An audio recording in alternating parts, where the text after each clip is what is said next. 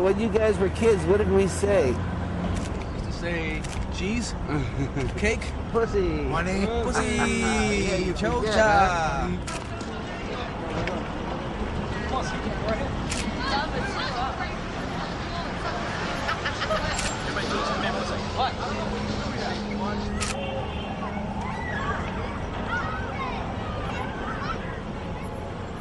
It's the Lower East Side right here, man. Clayton, man, he's like a pioneer in this shit. You know what I mean? He's been doing this for a minute. We know him for a long time.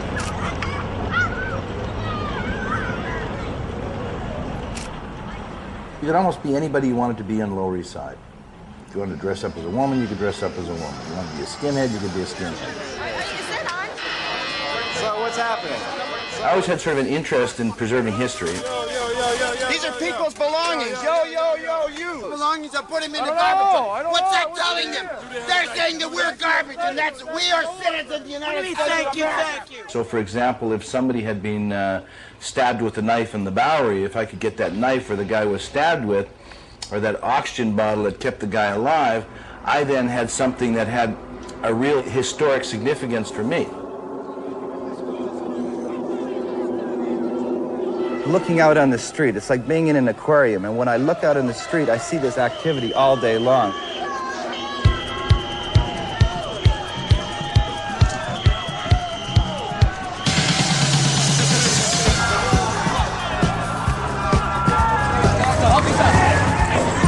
From a filmmaking point of view, it was great. You didn't have to go very far to get a really good shot. It was very dangerous, but it was also very hospitable if you knew everyone in the neighborhood and if you were a local person.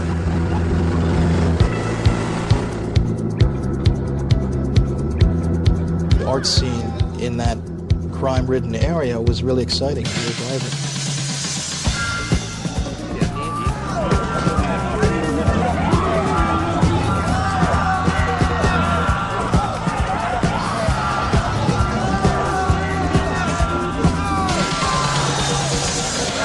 Great crackdown rocks.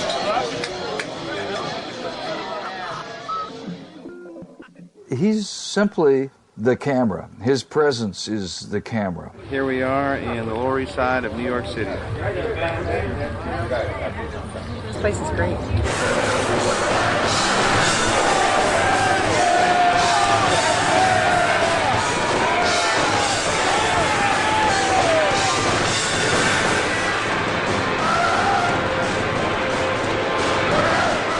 Clayton was always a little more fearless than anyone else. There was a lot of things we all saw, but we'd have been really stupid if we pulled out a camera.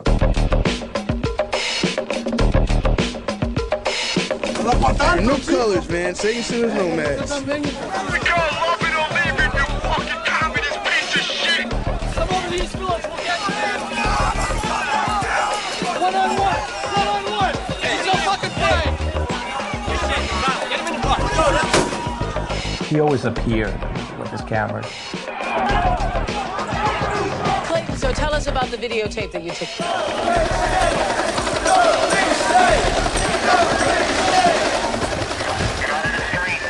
Now, relax. This is a revolutionary tool. Little brother is watching big brother. You want to break it up? You want to break it up? Explain if you have one. Fuck out of here. You have to explain if you have it. What's your problem? You want to break it up? What's your name? Get out of here. Back.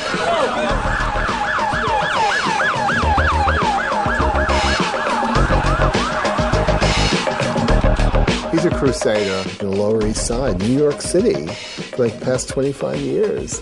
There's been so much change. He's documented that religiously.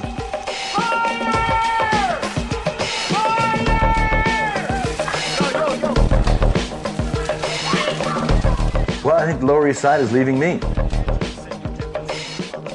The Lower East Side as a neighborhood and as a community is leaving.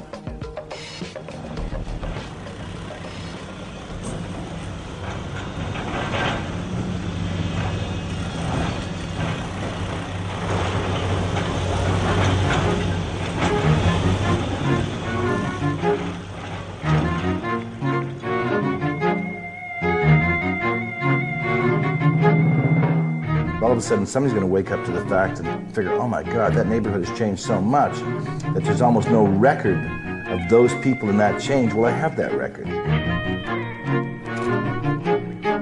I'm giving that a life, a breath of fresh air, a place in the universe.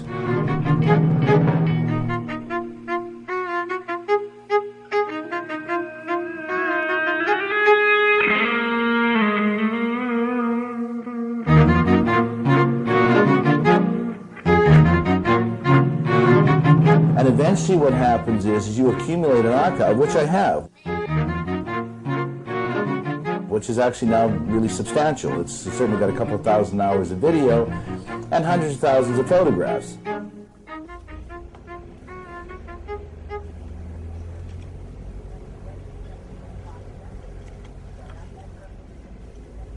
In regard to the archive, I consider myself the person who keeps trying to put a filing system together that keeps failing. There's so much of it. There's so much to keep track of. So, that's a street shot. Yep. Yes. Yeah, I just remember all this stuff. If I'm dead, this stuff is screwed. No, I got to get my life in order. It's very difficult. No normal person lives like this.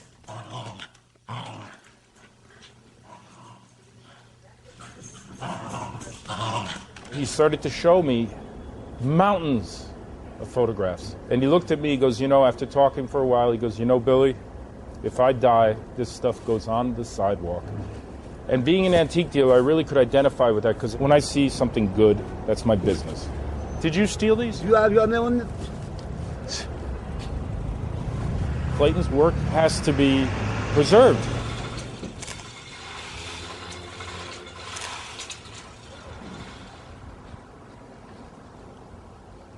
Let me just try to pop a shot here. I see like a hat and a camera.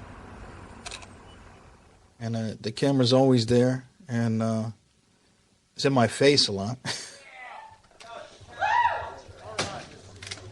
These slimy adolescents deserve no salvation.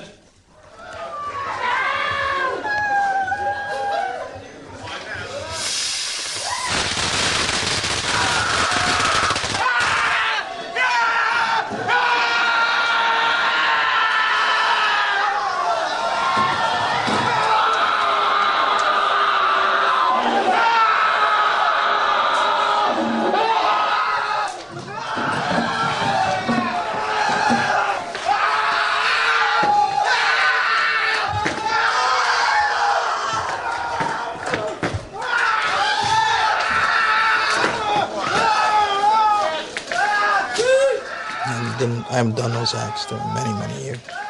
But Clayton was one of the people that was filming.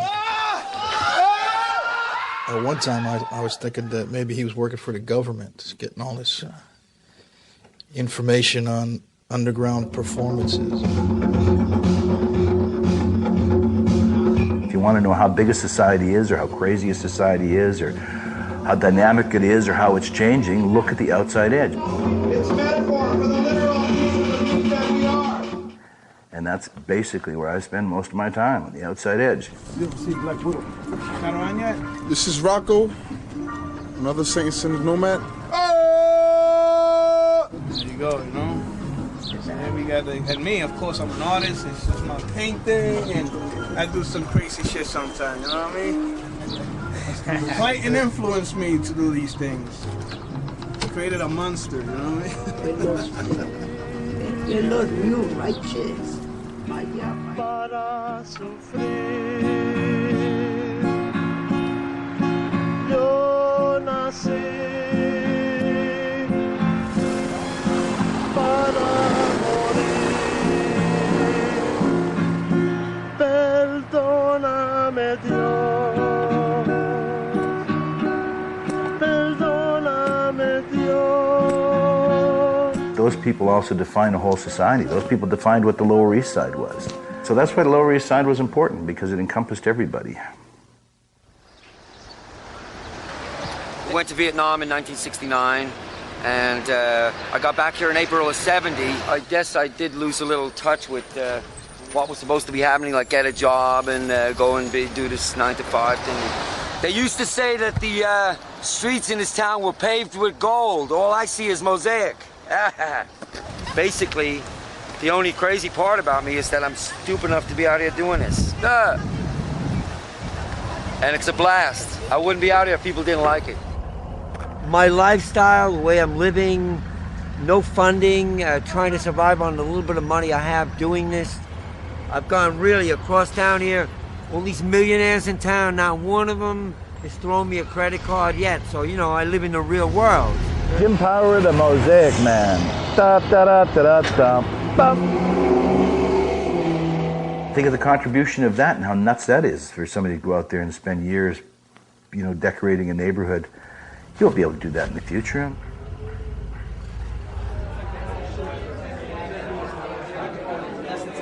The reason that I started a gallery at the Outlaw Art Museum was to show things that I had preserved that dealt with the culture that was outside the mainstream. So what's this, oh shit sculpture? Who's that? Oh, you did a shit sculpture? No. Is that real shit? No, that's the sculpture's off. It's what? Oh, sculpture's up. You know Red Spot? He's does shit curtains and things.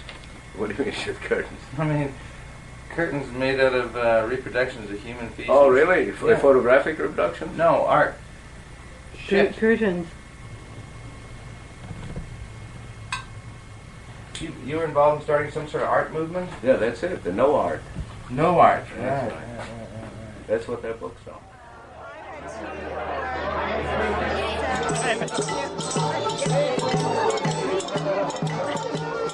That Clayton's had that space and supported people. You could call it outlaw, but it's also just plain outsider. Anything's possible. Yeah. I don't want to be on there, man. I don't trust anything nowadays. He looks out for all of us who are, you know, younger generation, music, art, whatever it may be.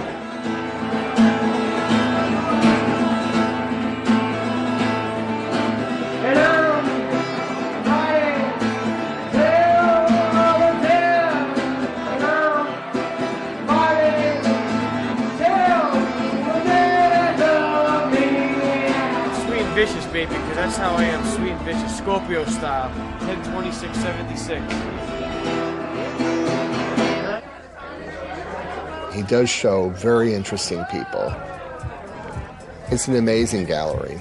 With that said, it's got the worst lighting. I don't know if it's just being Canadian or whatever, you know. He will not change those fluorescent bulbs for anything.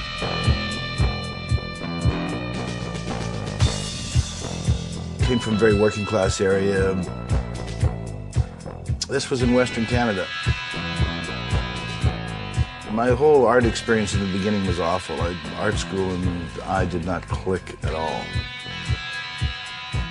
In 1971, we were both in art school.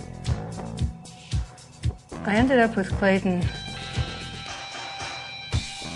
I'm not exactly sure how it happened. She was creative, unique, original. She was an independent person. It wasn't love at first sight, no. Being married sort of seems like joining a system, and so it never really was important to me to get married. We're still engaged. It seemed like New York was really the only place to come.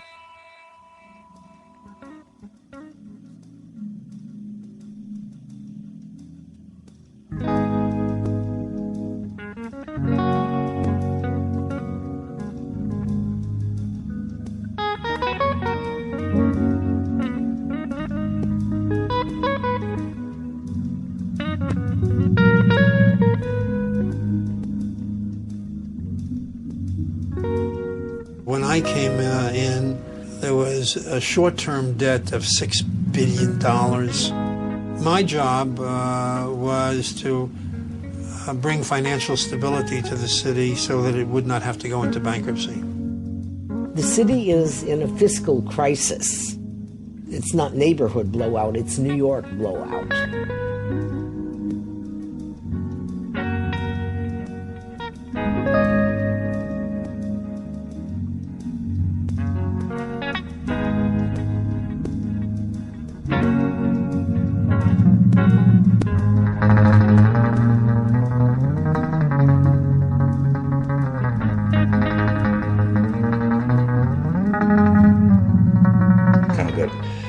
fascinated and fixated on documenting. But I was also making art at the time. I started getting a career going, actually. And I was showing in this good gallery in Soho, early 80s. Soho was really about, you know, being cool, fitting into a social group, going to the right clubs, eating at the right restaurants, showing at the right places. Everything had to be right, all these checklists and whatever. And, you know, it was like kind of like fraternities or something. And I just really didn't get it.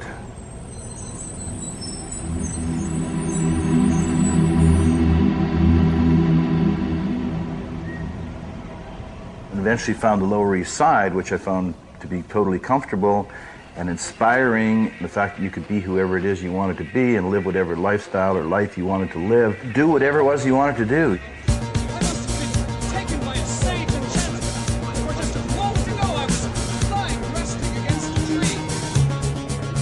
A lot of color, a lot of surprise, enough energy so that you didn't need an automobile or a subway.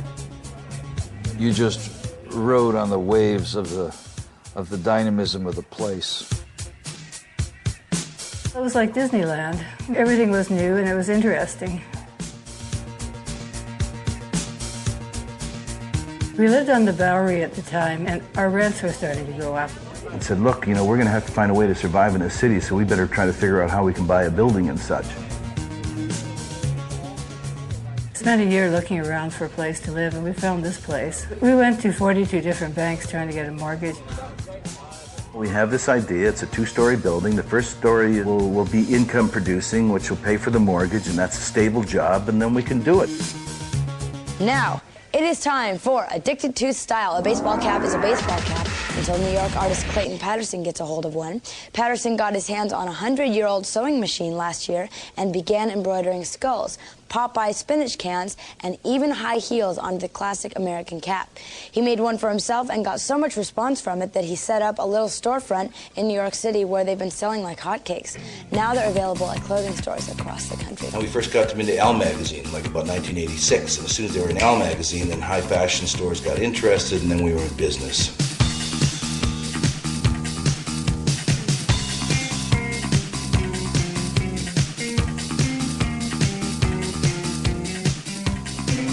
Made a lot of hats and jacket backs. You know, did a jacket back for Mick Jagger for one of his tours. We had people like Bob Rayner, the director, with one of our hats. Matt Dillon, every time he made a movie, we used to make him a hat. Who would ever guess that would have ever been in fashion? I mean, that was really quite amazing. We started that whole idea of the baseball hat could be a designer element in and of itself, and now you have every designer in the world making baseball caps.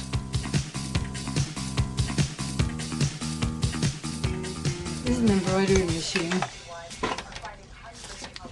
It's a Singer. The previous one was a Bonaz, which was a really great machine, except the spring kept breaking and hitting me in the face. Oh, here's a recent one. It's a cat hat. Cat. It has mice on the back. The other really important thing for us was not to work. You know, it was really critical not to be part of the workforce. Clayton's first camera, I bought one for him and gave it to him, and he learned to use it. Yeah, it was a Pentax. I used that camera for years. It was a good camera. That kicked me into photography.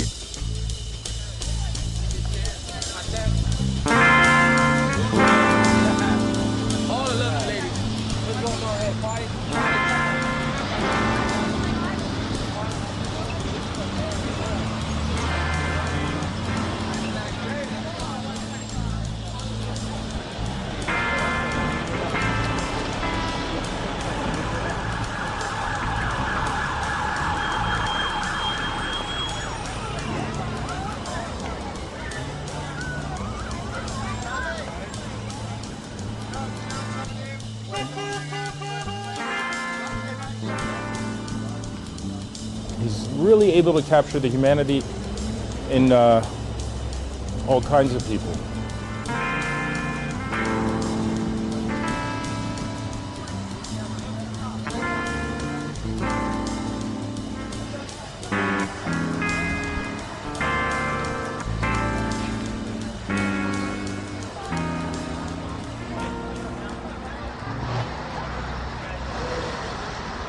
You'd meet all these people and one thing would tumble into the next thing.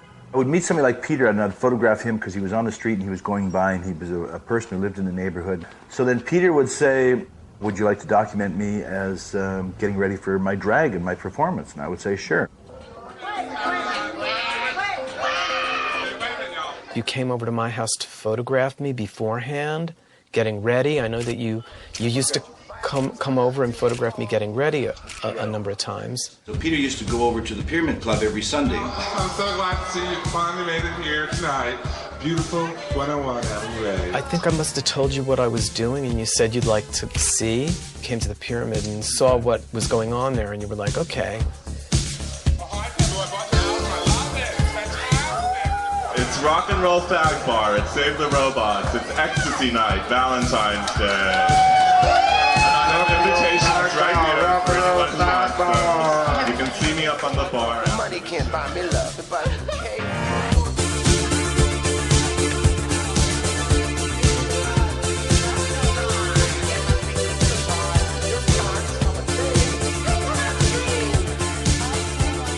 I was being brought in by one of the people that was a performer.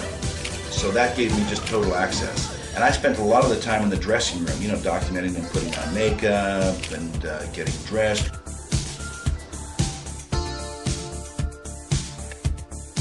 Clayton's an artist, sure, but what did he see? Drag was art.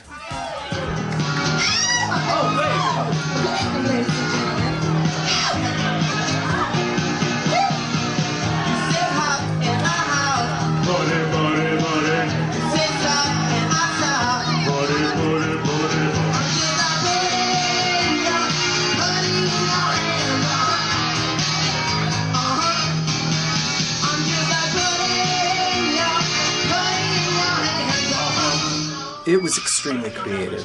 I'm not gay, so I wasn't really that interested in the gay culture aspect of it.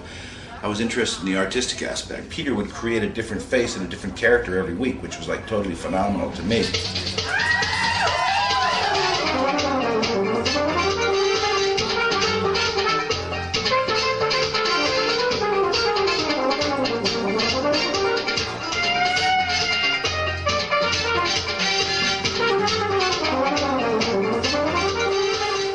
Hole in the wall there. So I fixed up the hole in the wall, made some embroidered curtains, did a frame around it, and every week I'd come back and change this grouping of pictures.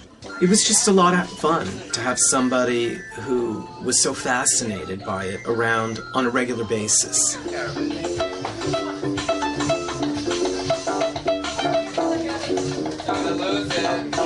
thank you so much. Until we see each other again. It was really at the Pyramid Club where I met Nelson Sullivan. Holy night.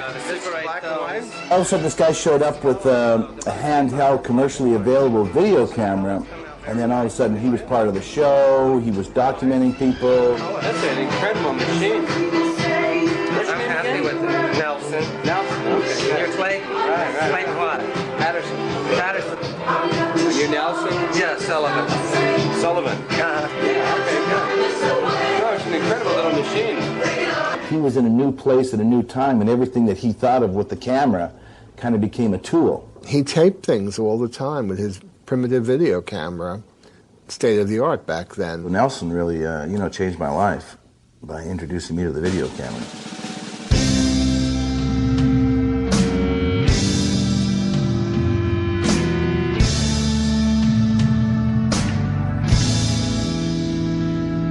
I could just have this machine and walk around and just sort of document things. I got very turned on by that. Has that been on all this time? Of course. Fabulous, darling. Fabulous. Bye. Ba-doom. I think we better vacuum it. It's turning to dust.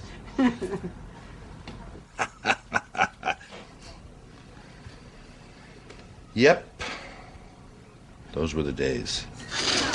What's happening, man? All right. You got it.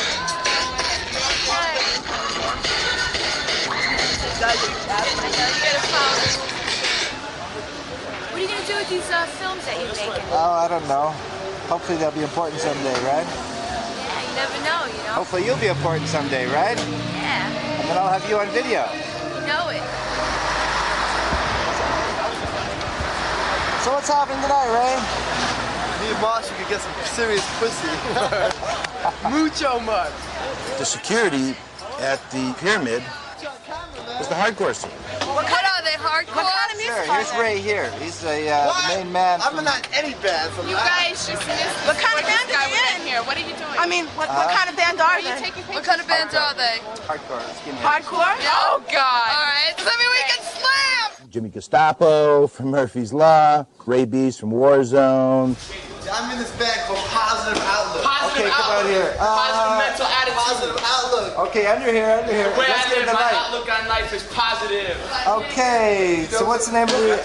We're from the Lower East Side of Manhattan. Well, Ray and I had an open mind. You know, we had open minds, and we weren't like, you know, we're not gonna work for faggots. It wasn't like that. It was like people giving us jobs, they're employing us. So anybody else that was ignorant like that, you know, what are you doing? Growing up in Queens with my Italian mother and people like, you know, not welcoming gay people, those guys all became my friends. It opened my mind up. The other thing that happened with the hardcore scene is that they started to do shows at the pyramid clubs, like on Saturday afternoons. Yo, everybody, keep the sidewalks clear so yuppies can walk through. We were what we were. We didn't know what we were. And, you know, we were street kids. You know, beat up by our parents, abused, and standing on the corner not knowing why we were doing it. Clayton was just the neighborhood guy that happened to want to document what we were doing, and we understood that. And this is how you focus. Okay, give me this hand, and this is how you focus right here. Okay, can you focus it? If there was something going on, Clayton was there. If I was fucking smoking dust on stage at Irving Plaza, he was filming me doing it.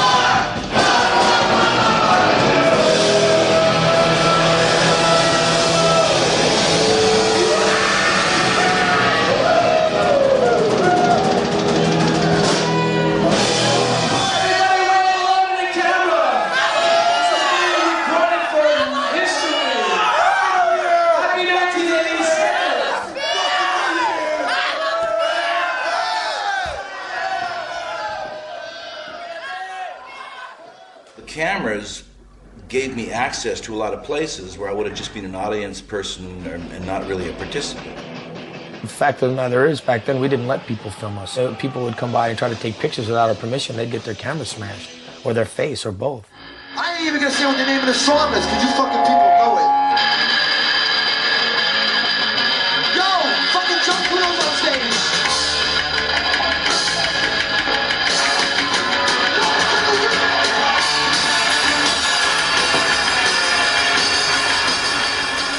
I like to thank my mother, Ray Beast, my mother, my father, and my fat ass sister Bertha. Yo, you gotta talk a man's talk.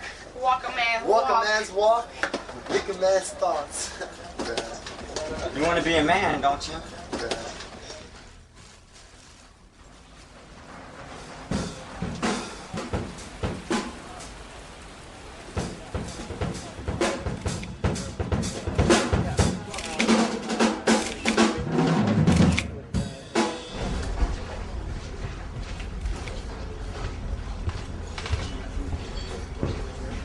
Still got it. Oh yeah, you still got that hat? No, you know what? Oh no, don't tell me. I was looking for it. I don't know where the hell it's at. Really? That's a one of a kind. You telling me? That was a good one with the big black lion on the front. I just moved recently.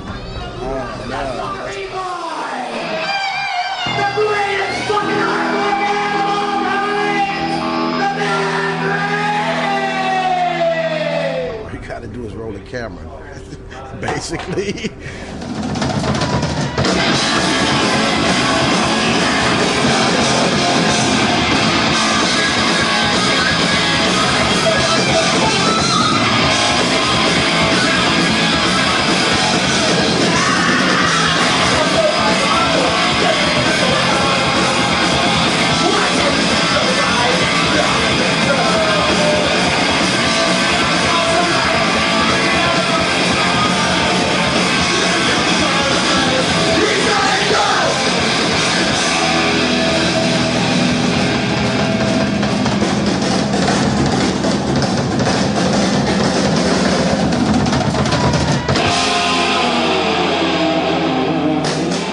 a lot of good memories, man, a lot of history.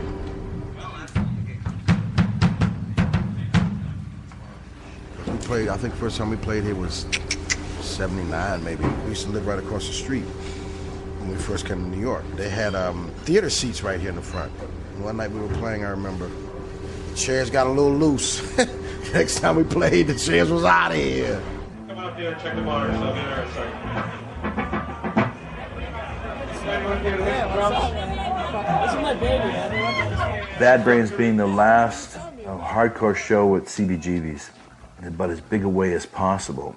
They closed that door. Well, are you ready? Okay.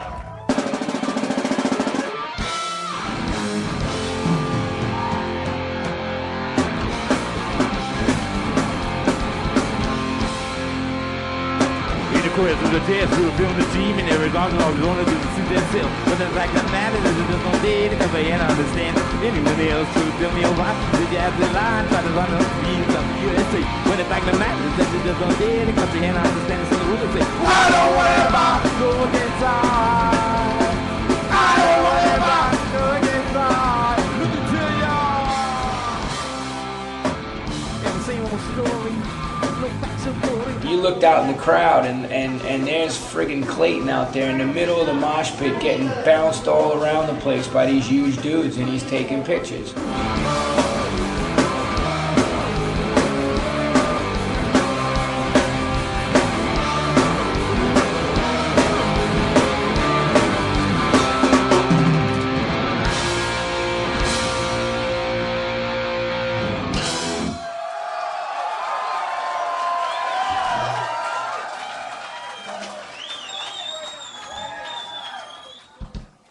Well, I mean, I guess part of it's about, you realize you're getting older and everybody's getting older and the whole thing is kind of moving on.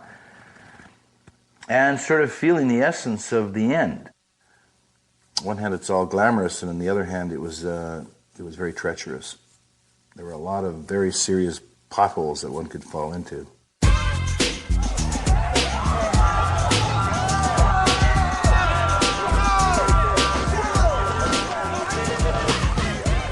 In those days, you had to be pretty much alert when you were walking around on the street. You couldn't be off in space talking on your cell phone.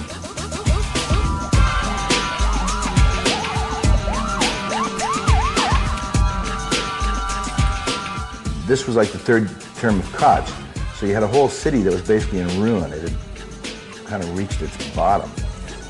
How am I doing?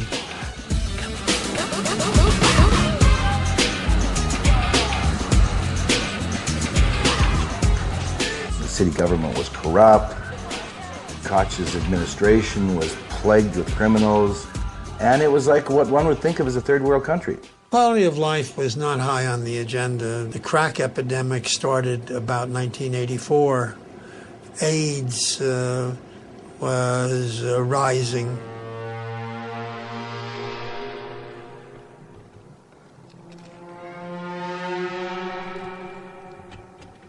You had AIDS, you had drugs, and you had poor living conditions.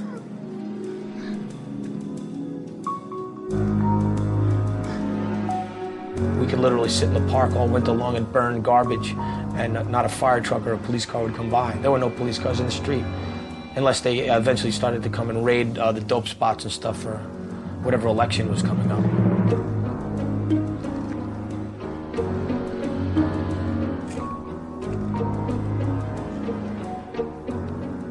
There's no question that there was wide drug distribution down there, and you could see it. And we engaged in crackdowns as best we could.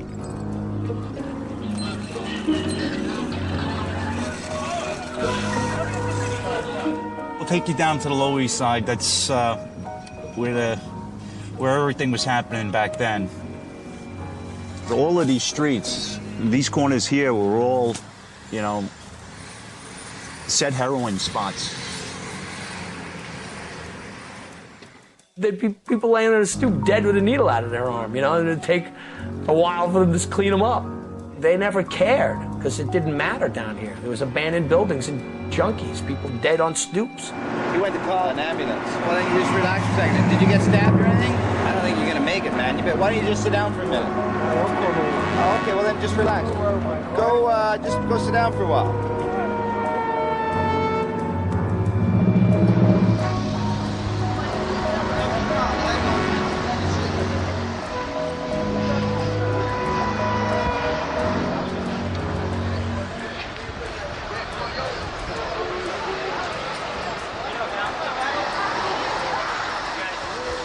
There was always this kind of idea floating around that they were keeping the drugs on the Lower East Side because there's a way to keep it in one place.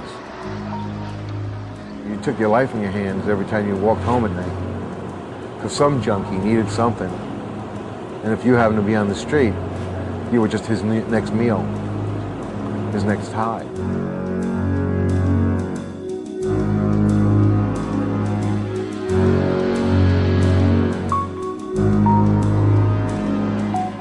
I went down with our anti-drug operation, and there were lines, just people standing in line to reach this drug dealer.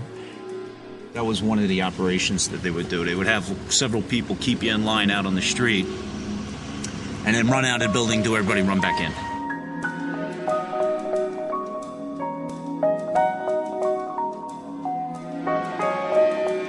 The guy would lower down a bucket, you know, and you put the amount of money in the bucket, you know, for your dope. It was like shooting fish in a barrel. I bought from the same guy 3 and 4 times. I bought from him so many times, he thought that I was actually a good friend of his.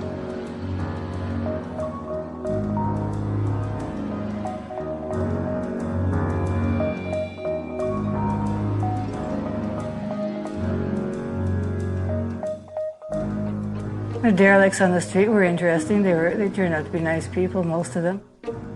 We got to know quite a few of them fairly well. Yeah, that looks a little raw. Well, that's what it looks like after taking 23 injections in 2 days. So first class, Al, that's the new one.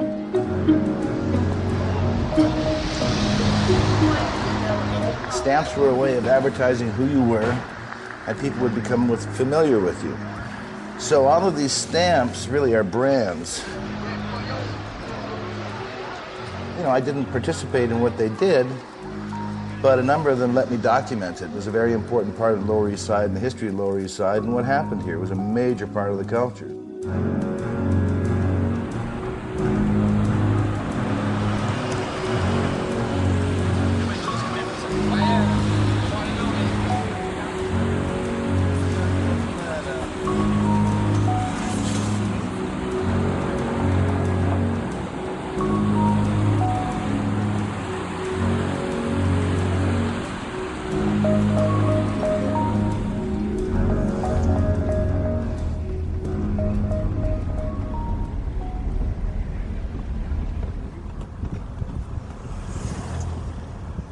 "24 hours a day on this corner was just wall-to-wall homeless punks that just like lived on the street here, you know?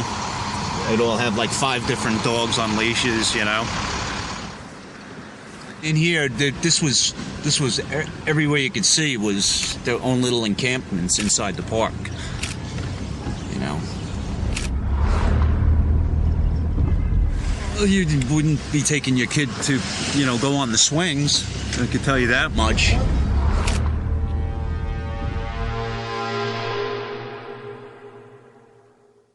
Tompkins Square Park became an area where squatters around the park occupied buildings that belonged to the city. Some rebuilt those apartments. Others just squatted in them.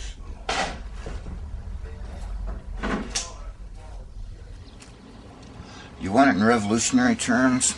The New York City squatters held more land longer than any other leftist group anywhere in the United States, and holding land is what revolution is all about.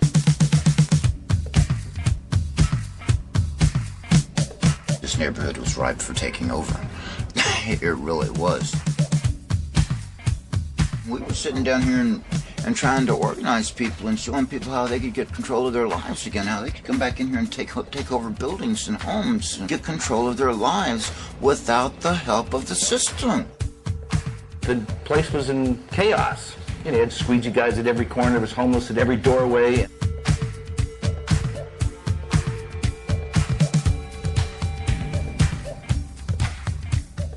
There was really a call for the homeless to come to Tompkins Square Park, and that's really when Tent City started.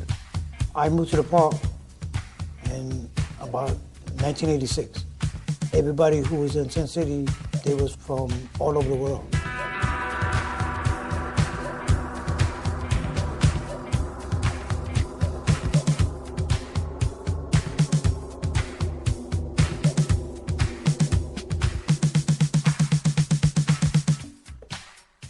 Did you ever try to go through the shelter system at that time? The system just was not working.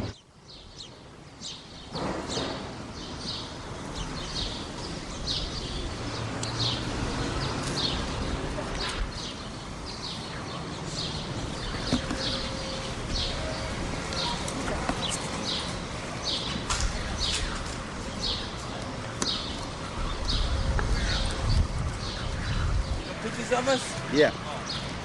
So what's happening down here? I don't know. They said pretty soon we have to move out of here.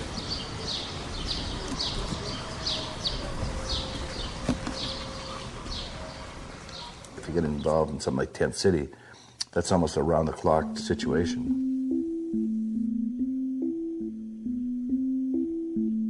The park was in total disarray. People were defecating in the park and urinating in the park. I really didn't think that having people camping out in the park was a positive thing. I think parks are for communities.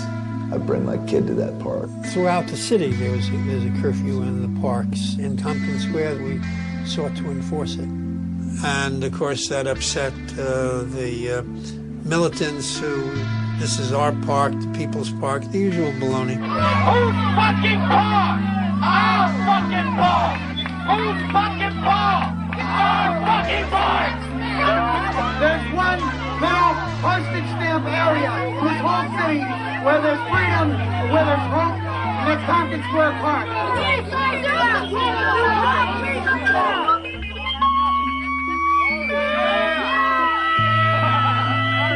The whole idea of imposing a curfew was a series of rolling attacks on the homeless. It's not two parties, the gentrifiers and the good folk. It's 15 different cross battles. Now, will the real community of the Lower East Side come forward? The community of homeless people who don't have addresses, but they're part of our community. They were here before any of these fucking yuppie scum even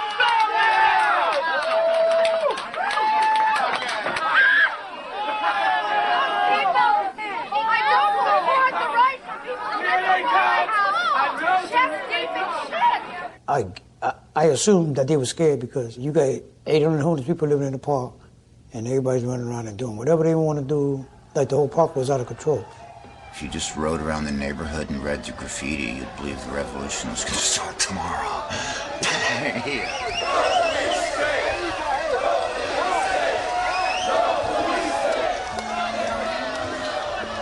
You'd be walking down the street and it'd be, I'm going to be looking for you in the park Saturday night. Comments like this all week long.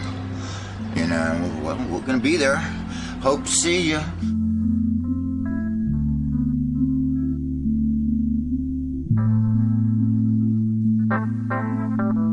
The Times asked me to, hey, why don't you spend the day? We're going to do a story. And I was there during the day. I had done some very interesting images on the folks there, and it was a beautiful evening. The light was perfect, and you see like this massive group of people walking towards the park. I remember seeing these, like, you know, the heat and these heads, and I realized, oh shit, I don't know what, but there's something developing. We saw police circling the area. They can got all this equipment, and we said something's going on. Going back in the park. Get down on the wall. Going back in the park. Come on. Get down on the wall.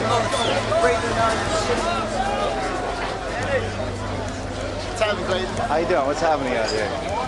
I think just kind of by being part of the neighborhood and understanding the neighborhood and seeing where the different dynamics went, it just kind of allowed me to float in there. Kind of boring, actually. Yeah, right? You know, everybody's just walking around. Cops are doing nothing. Fresh another motherfucking people. Kind of boring. Wait till 1 o'clock. Yeah, wait until 1 o'clock. I understand that. You better be careful with your camera during 1 o'clock. I think the fun starts then. Yeah, that's my impression. But this is fun. People brought in mateys. That was incredible. Boom. Yeah. Boom. And these, you know, you'd hear the boom. Big flash of white light.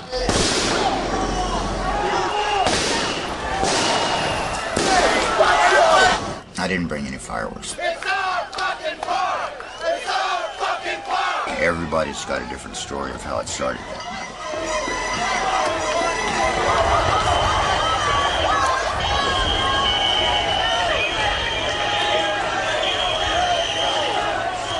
It was a hot summer night and all the cops were young.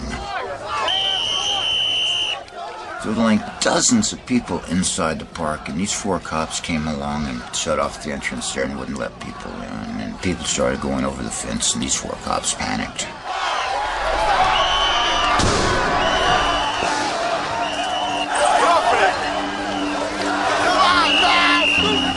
So there was this moment in time, it was really kind of a magical moment, and it was kind of my turn in a way.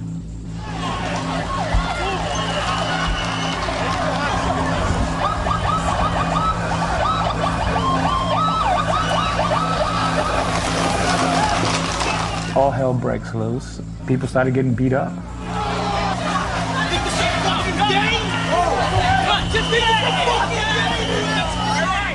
I think by documenting the hardcore scene a lot, it kind of gave me an intuitive sense of the action.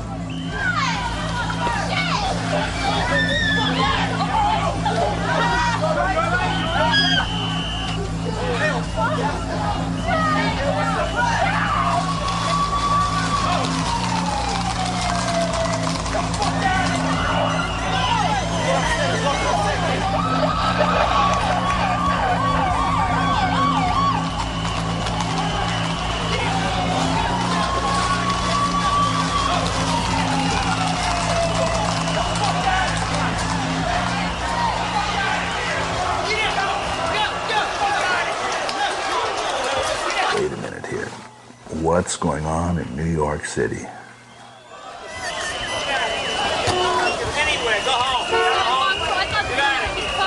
Get out of here. It's not public tonight. Get out of here. Don't argue with me. Get out of here.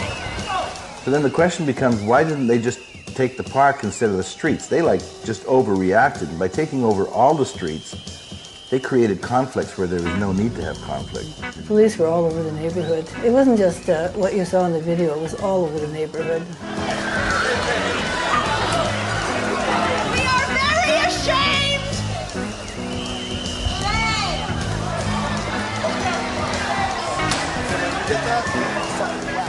The riot brought together people with very different interests. The homeless, squatters, the old-timers, there were the hippies, there were the druggies, and there were my graduate students. Stupid, Everything created is great. Hey, why don't somebody call Mayor Cott? It's time to get out his office. And I had gone away for the weekend, actually, to the Hamptons. And I remember turning on the TV or seeing it riot in Tompkins Square Park. The breakdown in command occurred as officers charged the crowd. This community is mad at the police as well as the protesters. I was in California. We were on tour with the Ramones, I think. Out of nowhere, like, look at this on the news. There was this big boxy camera with a big light on top. And they stayed for 5 minutes and left. The whole ride became Clayton's point of view and what the camera saw. Attack drug areas like you're attacking this park. Maybe we get the better city. We don't got no weapons. They got 9mm down there. They got shotguns and machine guns. They got pounds of cocaine and heroin.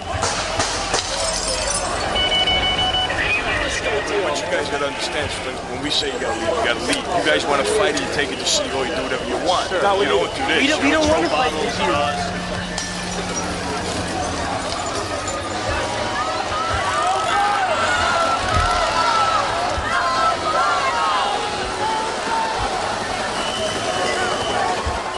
They brought in helicopters, they brought in horses. We fought them all night long. I got it. This way. A press lady got hit in the head with a nightstick by police officers. I'm a witness. I seen it. So I'm taking these pictures, and next thing I know, I get hit from behind on my fingers. The cops are trying to break my cameras.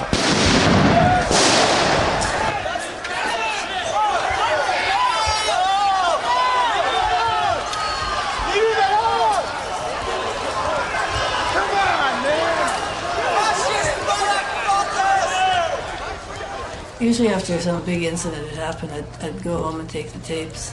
How you doing? Hold this just for a second. In those days, the batteries didn't last very long, so I'd bring them home and charge them. So we would switch the tapes. Elsa would take home a tape, and then she'd come back. By that time, there'd be another battery charge, and then she'd come back.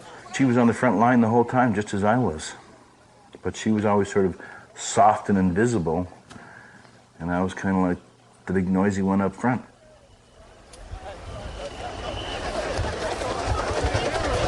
No pictures. No pictures, asshole. No pictures. Respect that.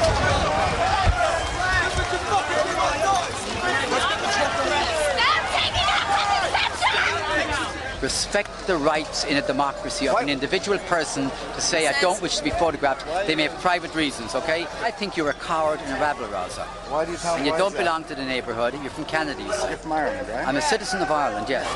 You got enough. You never have enough. You gotta go to court. Fine.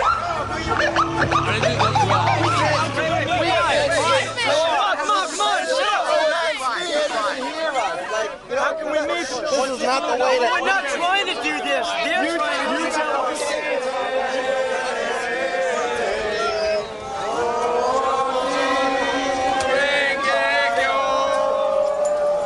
There was lots of moments where the whole thing could have just been turned off. If they had retreated back to the park, they would have maintained the park, would have had the park, and they could have even considered it an accomplishment. The fact that they kept on trying to take over the streets and just pushing it in everybody's face all the time, it just caused them total internal collapse, and they lost.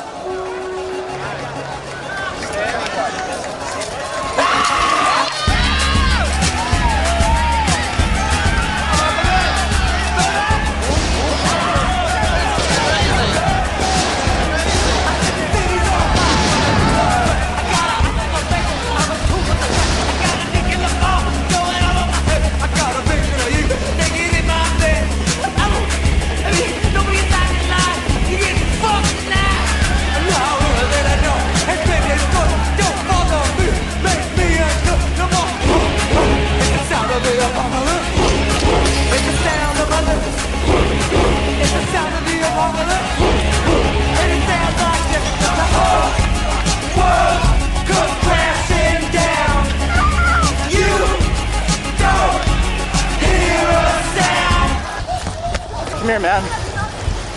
What happened? You alright, man? You better go to the hospital. Get him something to put it over. The world is watching! Go take your shirt off. Come on, take your shirt off. And put it on your head. You're not alright. You're not alright. Take your shirt, put it on your head. Call an ambulance! This guy's hurt, man!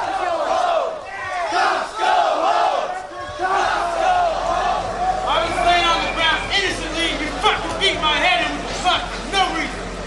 For nothing! 10 times you hit me in the fucking head with the club. Bloody bastard! For no reason! But this is insane. This is not the way to deal with this type of crowd. These are the people that live in the park, so where are you going to chase them to? You are the people who have studied crowd control. This has been out of control. Please, let's have a little calm. My name is Marcia. Many of you know me from the neighborhood. You have arranged to have a meeting on Wednesday at 4 o'clock on the street.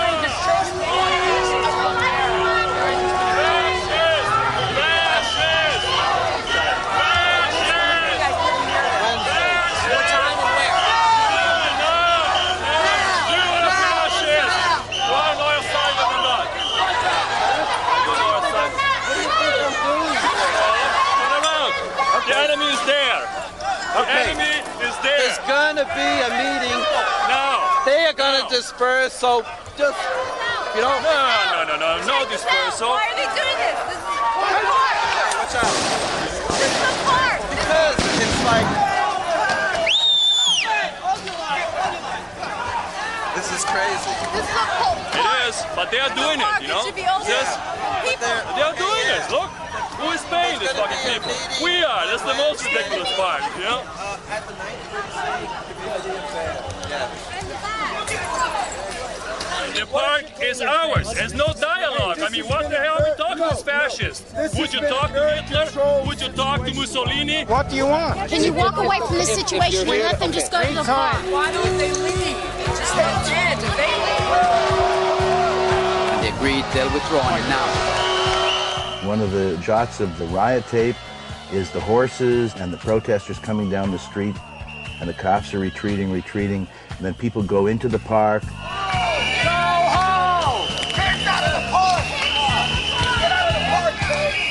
And then after they go into the park, a bunch of people rush over to the Cristadora. This was one of the first buildings to really be a draw for the real gentry, people who had already established all their money. Maybe about 20 or 30 of us just marched straight into the lobby of the Cristadora building and trashed it, ripped the phones out of the walls, turned the desk over, took a tree out of the lobby and planted it in the park, took police barricades and drove them through the glass doors.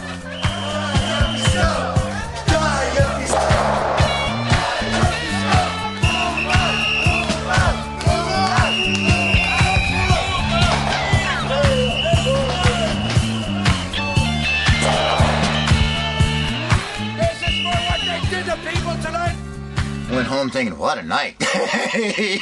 Wow. Police Commissioner Van Ward is investigating reports that a breakdown in command occurred. Officers charged the crowds and ignored orders from their superiors to stop. Mayor Kotz says he is very disturbed by the police actions that he saw on videotape. An area resident injured in the melee described the police as a street gang out of control. Eric Shawn has this report, but a warning some of the scenes of the ground. I got the information to reporters that I had this tape. It was an eruption on a hot summer night of passions, power, and politics. When you were shooting, what went through your mind? It was insanity. I couldn't believe what it was that I was seeing. Some officers took off badge numbers and nameplates, a violation of department policy. A proper police action can look like an improper police action if you allow yourself to be provoked into the unnecessary use of force. I think we bum rap out of that. This graphic video was shot by Clayton Patterson. A different life began that we'd never been involved with before. He refused to hand over his videotapes. His tapes showed a street battle. Police and demonstrators near the Tompkins Square Park area. And as News Force Health reports, his freedom could be short-lived. The DA got interested and they wanted the tape. The argument was obvious. I'm an artist. I made this, and no, you cannot have it. The 39-year-old Lower East Side artist returned to a courtroom filled with supporters. He has been sentenced to 90 days in jail for contempt. This morning to talk about why he is going to jail and he is starting a hunger fast. That's Clayton Patterson. Thank you for joining us.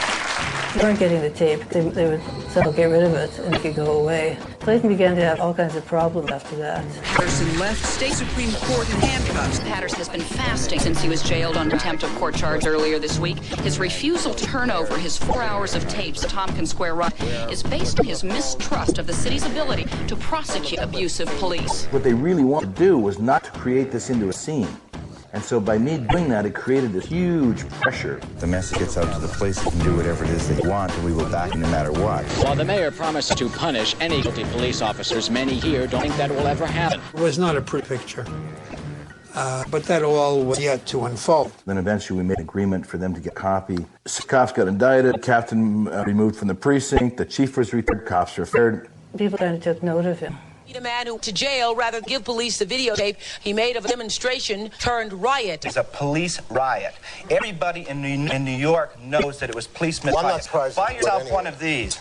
This revolutionary tool. Little brother is watching Big Brother. You have one of these, and it's cheap, and it's accessible. It's a tool. A camera became such a weapon to the authorities. We have a right to have the meeting documented. We have a right to have the meeting documented. It's not a movie, it's a record of this. This is 1 hour, right? Who's going to do something about it? Who's going to do something about it? It's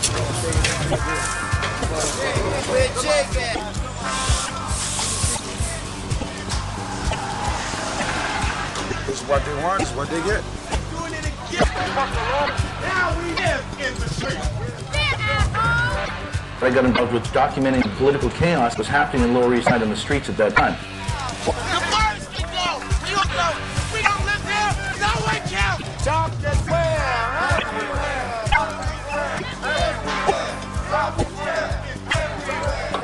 Watch out.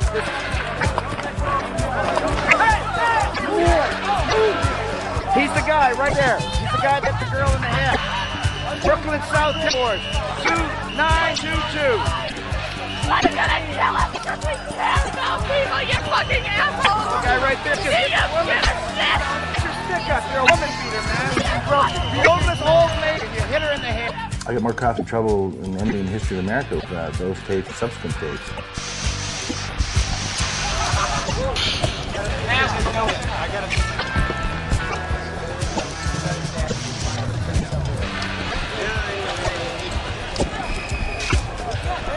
What's your name?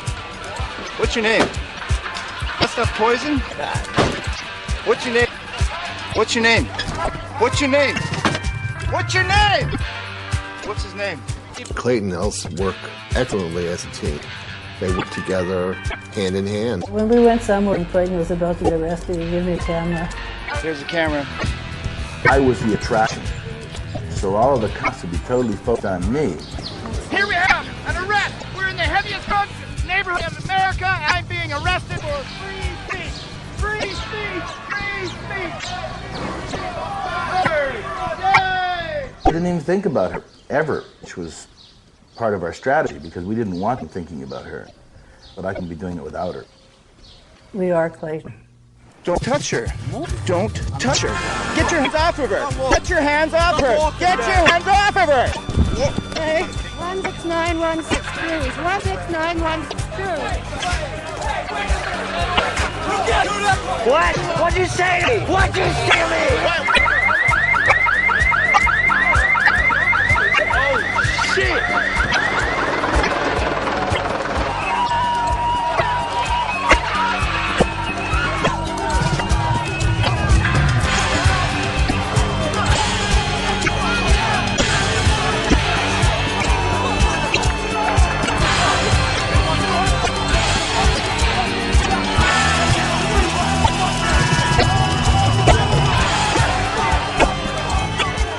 Arrested 13 times, had my teeth knocked out, knocked unconscious, all compliments to NYPD. The video cameras on was an absolute nightmare. I don't think it changed it technically wise. It just made you aware that there's people watching you. It don't matter to me. You can say matter to me. What is that?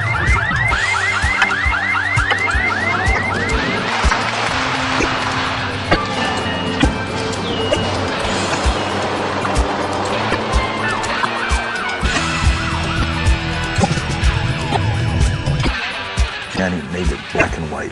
He used the police force to flush the streets. And so they kind of came in and flushed out everything that they felt was intimidating or looked bad on the street.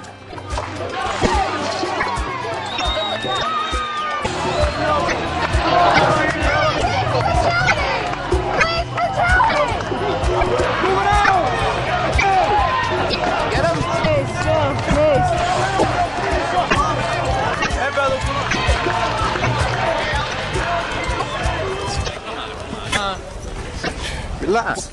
Get out. Relax. Relax. I know, asshole. So what? Just stand there. Huh? So what? What are you grabbing my arm for? Why are you going past the line? Everybody else back there? It's up to you. Yeah, why not me? Are you kidding me? Everybody's supposed to stand in the corner now in New York City and wait for the light to turn green so you can walk across.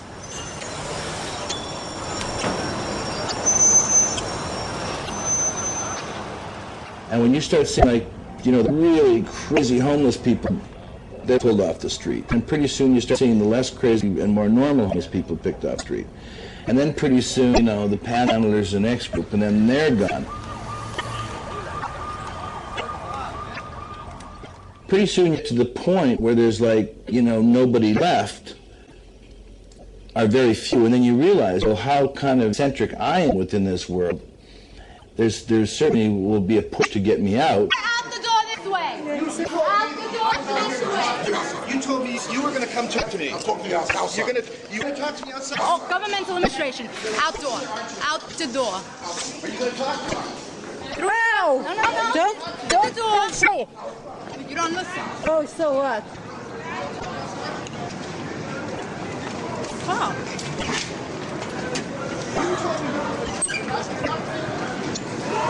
What are you doing to him? Just take that. Is that the video camera guy? Yeah. That's fucked up, man. He hasn't done any crime for him to be treated like that. No. I knew that this was kind of like the end. There's very few people that really kind of comprehend what it's about. What we're creating now is a desert. We're creating a wasteland.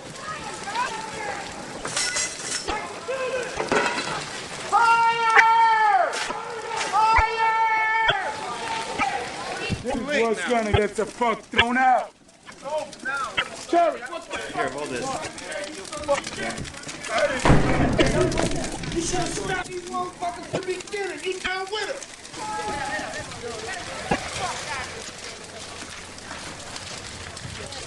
What are you looking for?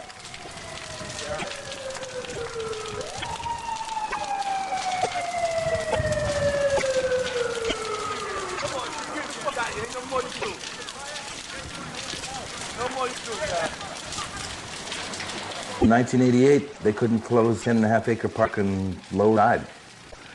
But 2001, they closed down all of New York City.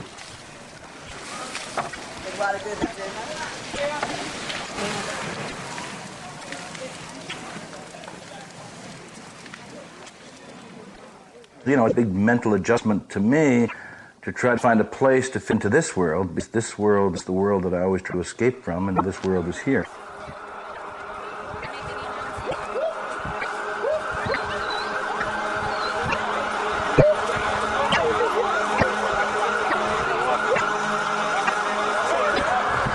Where do you want to go?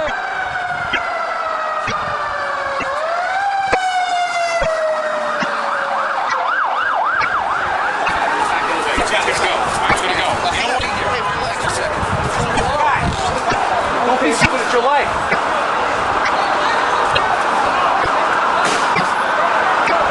I would go, Clay. Clay, I want to go. You guys want back. There's another group coming. You guys are going to want to move back. Go.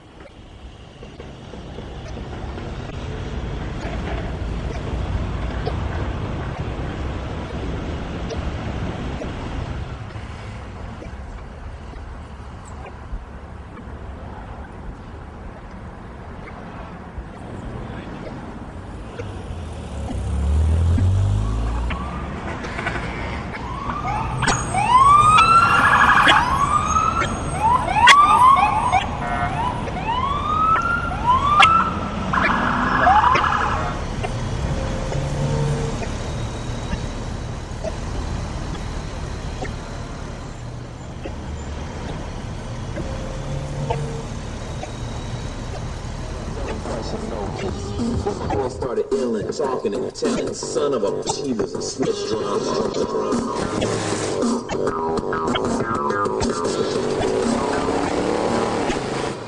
Oh shit!